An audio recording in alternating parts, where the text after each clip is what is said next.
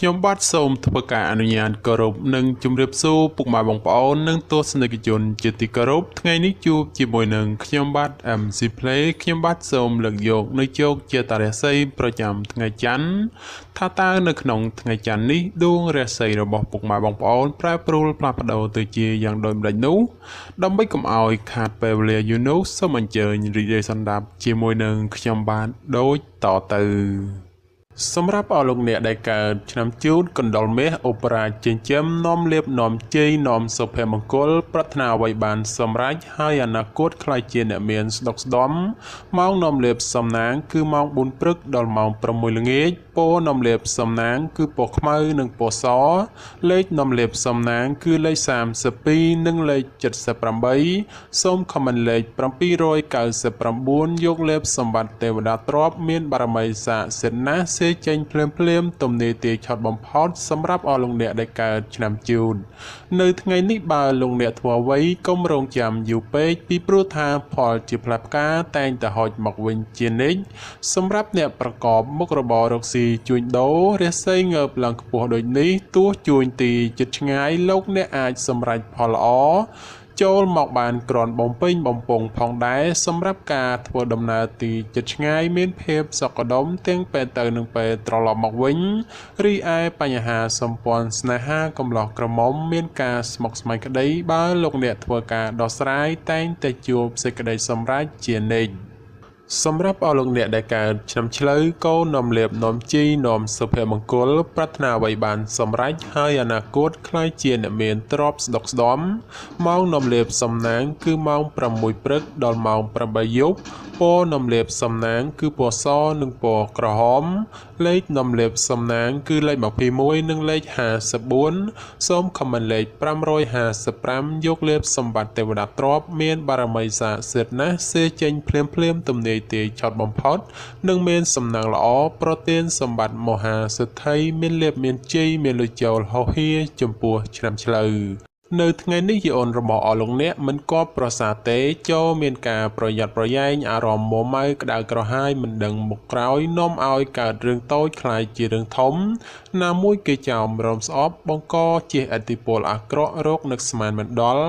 ក្រៅពីនេះបើមានការប្រកបកិច្ចការងារលោកអ្នកអាចជួបរឿងរ៉ាវចំនួនកាត់ឡើងដូច្នោះក៏បីមានការប្រុងប្រយ័ត្នប្រយែងបើមិនដូច្នោះទេ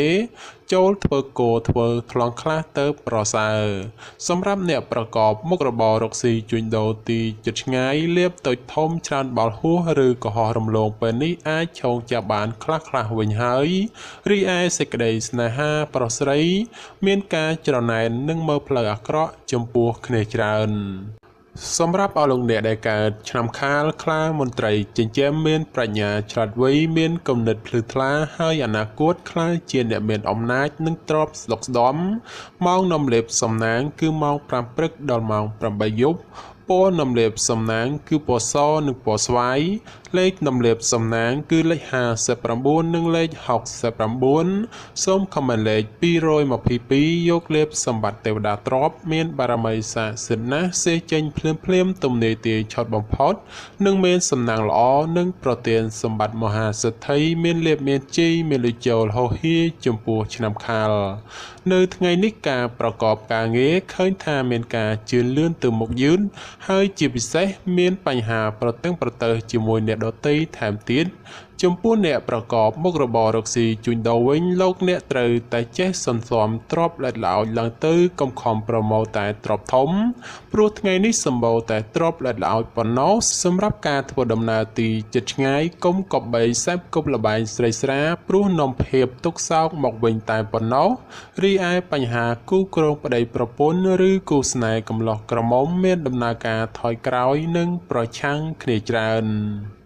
សម្រាប់អស់លោកអ្នកដែលកើតឆ្នាំថោះទុនសាយមាសមានបារមីដៃជះមានអំណាចមានមនុស្សជួយជ្រោមជ្រែងការងារតូចធំដើម្បីឲ្យអនាគតខ្លាយជាអ្នកមានទ្រព្យសម្បត្តិស្ដុកស្ដំម៉ោងនាំលេបសំណាងគឺម៉ោង5ព្រឹកដល់ម៉ោង9យប់ព ពណ៌នំលាបសំណាងគឺពណ៌ប្រផេះនិងពណ៌លឿងលេខនំលាបសំណាងគឺលេខ22និងលេខ43សូមខមមិនលេខ888យកលេបសម្បត្តិមហាសិទ្ធិមានបារមីស័ក្តិសិទ្ធិណាស់សេចេញភ្លាមទំនាយទាយឆុតបំផុតនិងមានសំណាងល្អនិងប្រទានសម្បត្តិមហាសិទ្ធិមានលៀបមានជ័យមានលុយចូលហោហៀចំពោះឆ្នាំថោះនៅថ្ងៃនេះការប្រកបការងារមានការជឿនលឿនទៅមុខច្រើនផ្នែកក្នុងនេះមិនថារឿងការងារប្រកាសឬរឿងផ្ទាល់ខ្លួននោះឡើយសម្រាប់អ្នកប្រកបមុខរបររកស៊ីជួញដូរវិញមានភាពរលូនល្អទៅមុខនិងការរកប្រាក់កម្រៃទៀតសោតក៏ក្រាន់បើជាងមុនផងសម្រាប់ការធ្វើដំណើរទីជិតឆ្ងាយមានភាពសុខដុមទាំងពេលទៅនិងពេលត្រឡប់មកវិញរីឯបញ្ហាស្នេហាកំឡោះក្រមុំឬមេម៉ាយពោះម៉ាយក្តីជួបរឿងការយល់ខុសនិងភាពប្រចែកប្រច័ណ្ឌកំពុងចូលលោកលុយច្រើនដូចនេះត្រូវកាត់បន្ថយការបង្កចំនួនវិវាទចេញពីខ្លួនខ្លះទៅប្រសើរសម្រាប់អស់លោកអ្នកដែលកើតឆ្នាំរោងពោះអ្នកក្រេតមន្ត្រីចិញ្ចឹមធ្វើកិច្ចការងារអ្វីមួយតែងតែមានគំនិតជ្រះថ្លាប្រាថ្នាអ្វីបានសម្រេចធ្វើការតូចធំតែងតែមានអ្នកគ្រប់គ្រងទំនុកបំរុងសពគ្រប់បែបយ៉ាងម៉ោងនំលាបសំណាងគឺម៉ោង7ព្រឹកដល់ម៉ោង8យប់ពណ៌នំលាបសំណាងគឺពណ៌សនិងពណ៌ក្រហមលេខនំលាបសំណាងគឺលេខ46និងលេខ98សូមខមមិនលេខ168យកលេបសម្បត្តិអុកញ៉ាមានបារមីស័ក្តិសិទ្ធិណាស់សៀចេញភ្លាមទំនាយទាយឆត់បំផុតនិងមានសំណាងល្អនិងប្រទានសម្បត្តិមហាសិទ្ធិមានលៀបមានជ័យមានលុយចូលហោហៀចំពោះឆ្នាំរោងក្នុងថ្ងៃនេះមានជោគមានសេរីហើយបើទោះបីធ្វើអ្វីក៏ដោយតែងតែមានការរីកលូតលាស់និងមានជោគមានជ័យគួរសមសម្រាប់អ្នកប្រកបមុខរបររកស៊ីជួញដូរមានការប្រជែងគ្នាច្រើននិងជាពិសេសមានការប្រតឹងប្រទើសជាមួយអ្នកមានមុខរបរដូចគ្នាហេតុនេះក៏បីធ្វើចិត្តឲ្យទូលាយទៅគ្មានរឿងរ៉ាវចម្រូងចម្រាសកើតឡើងសម្រាប់ការធ្វើដំណើរទីជិតឆ្ងាយជួបភាពសុខដុមទាំងពេលទៅនិងពេលត្រឡប់មកវិញរីឯសេចក្តីស្នេហាកំឡោះក្រមុំមានការជឿនលឿនទៅមុខនិងផ្អែមល្ហែមល្អចំពោះគ្នាប្រពៃសម្រាប់អស់លោកអ្នកដែលកើតឆ្នាំម្សាញ់ពោះទេវតាចិញ្ចឹមមានលៀបមានជ័យមានមនុស្សជាច្រើននាំគ្នាស្រឡាញ់រាប់អានសាទរម៉ោងនាំលៀបសំណាងគឺម៉ោង6ព្រឹកដល់ម៉ោង8យប់ពណ៌នំលាបសំណាងគឺពណ៌លឿងនិងពណ៌ខ្មៅលេខនំលាបសំណាងគឺលេខ56និងលេខ89សូមខមមិនលេខ777យកលេបសម្បត្តិអភិជននៅលុយរយលាន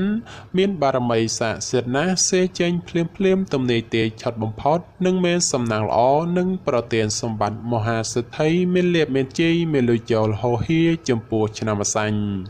នៅថ្ងៃនេះទាំងស្ត្រីនិងបុរសបើចង់ធ្វើអ្វីក៏ដោយតែងតែជួបលើកំណត់ផ្លូវតានតឹងដោយមានសភាពពិបាករុករលទៅមុខព្រោះជួបតែភាពប្រតឹងប្រទើសហើយមនុស្សនៅជុំវិញខ្លួនចាំតែឈ្នានីសនឹងមើលបំណាំបង្ករឿងហេតុសម្រាប់ការរស់នៅរបស់អស់លោកអ្នកជួបបញ្ហាច្រើនលើបញ្ហាប្រកាសដូច្នោះចូលប្រយ័ត្នប្រយែងការកើតមានចំនួនវិវាទណាមួយព្រោះតែបញ្ហានេះសម្រាប់អ្នកប្រកបមុខរបររកស៊ីជួញដូរផលកម្រៃក្នុងការរកផលចំណូលគឺពិបាករកណាស់ហើយការជួញដូរទីជិតឆ្ងាយទៀតសោតមានតែភាពរកម្មរកុសមិនស្ទើរដែរទេរីឯសម្ព័ន្ធស្នេហាប្រុសស្រីមានការប្រែប្រួលផ្លាស់ប្ដូរជួនល្អជួនអាក្រក់នាំឲ្យខ្វាយខ្វល់ជាញឹកញាប់សម្រាប់អស់លោកអ្នកដែលកើតឆ្នាំមមីសេះមេតបចិញ្ចឹមនាំលៀបនាំជ័យនាំសុភមង្គលប្រាថ្នាអ្វីបានសម្រេចហើយអនាគតខ្លាយជាអ្នកមានទ្រព្យស្ដុកស្ដម្ភម៉ោងនាំលៀបសំណាងគឺម៉ោង5ព្រឹកដល់ម៉ោង7យប់ពណ៌នំលាបសំណាងគឺពណ៌សនិងពណ៌ក្រហមលេខនំលាបសំណាងគឺលេខ38និងលេខ56សូមខមមិនលេខ666យកលេបសម្បត្តិទេវតាទ្រព្យមានបារមីស័ក្តិសិទ្ធិណាស់សេចេញភ្លាមទំនាយទាយឆត់បំផុតនិងមានសំណាងល្អនិងប្រទានសម្បត្តិមហាសិទ្ធិមានលៀបមានជ័យមានលុយចូលហោហៀចំពោះឆ្នាំមមី នៅថ្ងៃនេះផ្ដល់ផលល្អសម្រាប់ការសម្រេចចិត្តការងារឬបណ្ដាក់តនរកស៊ីក្នុងរឿងអ្វីមួយពីព្រោះថាផលជាផ្លែផ្កាតែងតែឆ្លើយតបមកវិញគួរជាទីកប់ចិត្តបើជាអ្នកប្រកបមុខរបររកស៊ីជួញដូរមានការលក់ចេញទិញចូលក្រនរស់រវើកគួរសមហើយបើចង់ចរចារឿងទំនិញអ្វីមួយផងតែងតែអាចសម្រេចជានិច្ចរីឯសម្ព័ន្ធស្នេហាកំឡោះក្រមុំមានការរីកចម្រើនលូតលាស់ទៅមុខនិងបើចង់ផ្សំផ្គុំគ្រួសារផងជាឱកាសល្អប្រពៃបំផុតសម្រាប់អស់លោកអ្នកដែលកើតឆ្នាំមមែពពែមេមានបារមីដែលជាឈ្នះអមេសត្រូវប្រាថ្នាអ្វីបានសម្រេចហើយអនាគតខ្លាយជាសេដ្ឋីគេហបតីឬក៏អ្នកមានជាន់ខ្ពស់ម៉ោងនំលាបសំណាងគឺម៉ោង6ព្រឹកដល់ម៉ោង7យប់ពណ៌នំលាបសំណាងគឺពណ៌ស្វាយនិងពណ៌លឿងលេខនំលាបសំណាងគឺលេខ69និង89សូមខមមិនលេខ789យកលាបសម្បត្តិអ្នកមានជាន់ខ្ពស់មានបារមីស័ក្តិសិទ្ធិណាស់សៀចេញភ្លាមទំនេរទាយឆត់បំផុតនិងមានសំណាងល្អនិងប្រទានសម្បត្តិមហាសេដ្ឋីមានលុយរយលានសម្រាប់អស់លោកអ្នកដែលកើតឆ្នាំមមែនៅថ្ងៃនេះលោកអ្នកទទួលបាននៅភាពកក់ក្ដៅខ្លះត្រជាក់ខ្លះហើយការបំពេញការងារអ្វីមិនសូវជារលូនល្អប៉ុន្មានទេព្រោះមានបញ្ហារកម្មចិត្តខ្លះយាយីសម្រាប់អ្នកប្រកបមុខរបររកស៊ីជួញដូរក្នុងថ្ងៃនេះវិញបើលោកអ្នកចង់បោះទុនតូចធំឬក៏ចង់រកស៊ីចូលហ៊ុនជាមួយអ្នកដទៃត្រូវតែចេះត្រួតពិនិត្យឲ្យបានគ្រប់ជ្រុងជ្រោយបើពុំនោះទេនឹងអាចជួបផលអាក្រក់ណាមួយនៅថ្ងៃខាងមុខជាមិនខានរីឯសម្ព័ន្ធស្នេហាកំឡោះក្រមុំមានភាពផុយស្រួយចំនួនវិវាទណាស់ក៏បីមានការប្រុងប្រយ័ត្នប្រយែងបន្តិចទៅប្រសើរសម្រាប់អស់លោកអ្នកដែលកើតឆ្នាំវោកស្វាមន្ត្រីចិញ្ចឹមនាំលេបនាំជ័យនាំសុភមង្គលប្រាថ្នាអ្វីបានសម្រេចហើយអនាគតខ្លាយជាអ្នកមានស្នុកស្ដំម៉ោងនាំលេបសំណាងគឺម៉ោង6ព្រឹកដល់ម៉ោង8យប់ពណ៌នំលាបសំណាងគឺពណ៌ក្រហមនិងពណ៌ស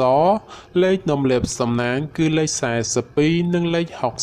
68សូមខមមិនលេខ777យកលេបសម្បត្តិមហាសំពៅលួងមានបារមីស័ក្តិសិទ្ធិណាស់សៀចេញភ្លាមទំនាយទាយឆត់បំផុតនិងមានសំណាងល្អនិងប្រទានសម្បត្តិមហាសេដ្ឋីមានលៀបមានជ័យមានលុយចូលហោហេសម្រាប់ឆ្នាំវោកនៅថ្ងៃនេះបើទោះបីធ្វើអ្វីក៏ដោយចូលប្រយ័ត្នប្រយែងទទួលរងការខូចខាតអ្វីមួយរកនឹកស្មានមិនដល់ក្រៅពីនេះបើមានទំនាក់ទំនងការងារឬក៏ធ្វើអ្វីមួយងាយនឹងភ្លៀងផ្្លាត់ណាស់ក៏បីមានការប្រុងប្រយ័ត្នប្រយែងទើបអាចជាផុតពីផលលំបាកទាំងពួងទៅរួច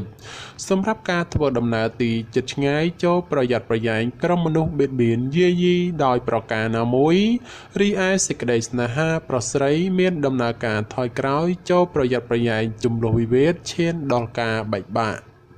សម្រាប់អស់លោកអ្នកដែលកើតឆ្នាំរកាមន់មាសមន់ប្រាក់នាំលៀបអបរាជចិញ្ចឹមមានសំណាងល្អឈ្នះអមេសត្រូវប្រាថ្នាអ្វីបានសម្រេចហើយអនាគតខ្លាយជាសេដ្ឋីគេហបតីឬអភិជនជាន់ខ្ពស់ម៉ោងនាំលៀបសំណាងគឺម៉ោង5ព្រឹកដល់ម៉ោង7យប់ពណ៌នំលាបសំណាងគឺពណ៌ក្រហមនិងពណ៌លឿង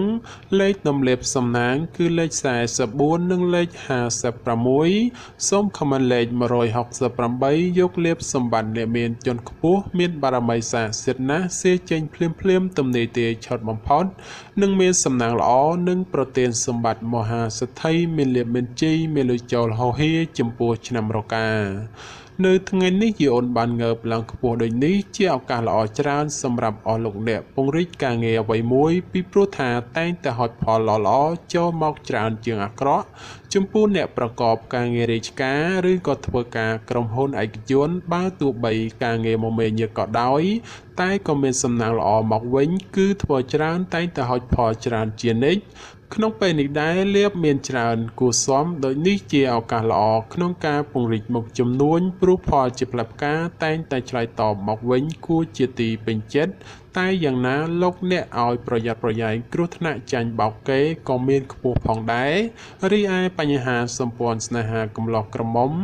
លោកអ្នកមិនគួរក៏បីលងលក់តែក្នុងរឿងស្នេហាខុសប្រក្រតីដែលនាំឲ្យអនាគតមិនប្រសើរ សម្រាប់អស់លោកអ្នកដែលកើតឆ្នាំចោសនៈនំលៀបអូប៉ារ៉ាចិញ្ចឹមមានសំណាងឆ្នេះអមេសត្រូវប្រាថ្នាអ្វីបានសម្រេចហើយអនាគតខ្លាយជាសិទ្ធិគេហបតីឬក៏អ្នកមានជាន់ខ្ពស់ម៉ោងនំលៀបសំណាងគឺម៉ោង6ព្រឹកដល់ម៉ោង9យប់ពណ៌នំលៀបសំណាងគឺពណ៌ខ្មៅនិងពណ៌ប្រផេះលេខនំលៀបសំណាងគឺលេខ14និងលេខ38សូមខមមិនលេខ168យកលៀបសម្បត្តិអ្នកមានជាន់ខ្ពស់មានបារមីស័ក្តិសិទ្ធិណាស់សេចេញភ្លាមទំនេរទាយឆត់បំផុតនិងមានសំណាងល្អនិងប្រទានសម្បត្តិមហាសិទ្ធិមានលៀបមានជ័យមានលុយចូលហោហៀចំពោះឆ្នាំចោនៅថ្ងៃនេះលោកអ្នកប្រកបកិច្ចការងារអ្វីក៏អាចសម្រុកពេញទីបានហើយនិងបើទោះបីធ្វើអ្វីតែងតែហុចផលមកវិញគ្រាន់ជាទីកប់ប្រសើរសម្រាប់ពេលវេលាល្អក្នុងការធ្វើអ្វីមួយគឺម៉ោង1:00នាទីទៅដល់ម៉ោង2:59នាទីរសៀលហើយបើប្រកបកិច្ចការងារអ្វីតែងតែហុចផលមកវិញជានិច្ចចំពោះអ្នកប្រកបមុខរបររកស៊ីជួញដូរលោកអ្នកបើចង់បើកហាងថ្មីឬក៏ផ្លាស់ប្ដូរទីកន្លែងលក់ដូរជាឱកាសល្អប្រពៃណាព្រោះថាផលជាផ្លែផ្កាឆ្លើយតបក្រន់កបប្រសើរ